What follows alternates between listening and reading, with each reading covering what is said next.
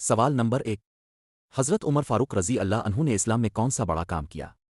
Option A Quran की तरतीब दी, B पहली मस्जिद बनवाई, सी इस्लाम को अरब से बाहर पहुंचाया, डी शहर मदीना की तामीर की।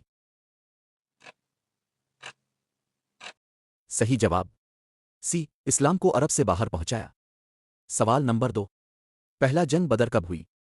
ऑप्शन ए हिजरत के पहले साल, बी हिजरत के दूसरे साल, सी हिजरत के तीसरे साल, डी हिजरत के चौथे साल। सही जवाब बी हिजरत के दूसरे साल। सवाल नंबर 3। हज़रत मोहम्मद की पहली ज़ौजा का नाम क्या था? ऑप्शन ए हज़रत आयशा, बी हज़रत खदीजा, सी हज़रत हिफ्सा, डी हज़रत ज़ैनब।